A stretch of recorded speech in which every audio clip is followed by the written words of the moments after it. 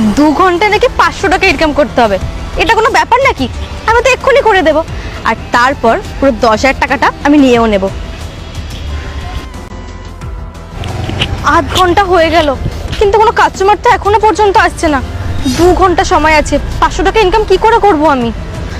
1.5 ঘন্টা হয়ে গেল, এখনো পর্যন্ত একটাও কাস্টমার এলো না। আমার হাতে তো আধ ঘন্টা সময় আছে, কি করব আমি? আনারস কত করে? 200 টাকা নিন না, খুব ভালো। কি? এই আনারস 200 টাকা? কি বলছো তুমি? তোমার মায়ের কাছ থেকে আমি প্রত্যেকদিন ফল নিয়ে যাই, আর এই আনারস 200 টাকা? হ্যাঁ, এ নাও 50 টাকা রাখো। আরে 200 টাকার জিনিস। আরে দাদা শুনুন, আমাকে 50 টাকা দিয়ে গেল।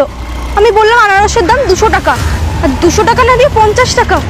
সময়ও তো হয়ে এসছে, এখন আমি কি বলবো? আমার তো ইনকাম করার কথা ছিল 200 টাকা, আর আমি নাকি 50 টাকা ইনকাম করেছি। না, আমি এখন বুঝতে পারছি আমার মা সারাদিন ধরে বসে এই সামান্য টাকা রোজগার করে, আর আমি নাকি তার কাছে 4,000 টাকা চেয়েছি। সত্যি তো, উনি দেবে কি করে? না, এখন আমি বুঝতে পারলাম আমার মা কতটা কষ্ট করে ইনকাম করে। এরকমভাবে বলাটা আমার উচিত হয়নি। মা আসুক, আমি ক্ষমা চেয়ে নেব। কি তোমার 500 ইনকাম হয়ে গেছে?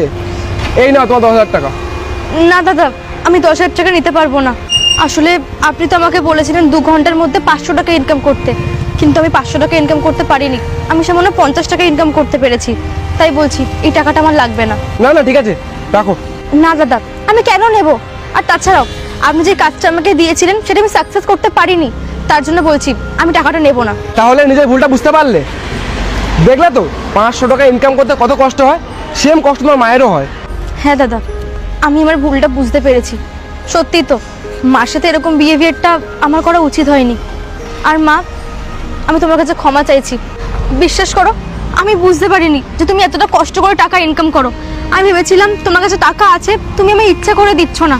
আমি যদি আগে বুঝতে পারতাম না তুমি তো সারাদিন ধরে কষ্ট করে এই সামান্য টাকা ইনকাম করো, আমি কখনো তোমার সাথে এরকম বিহেভিয়ার করতাম না।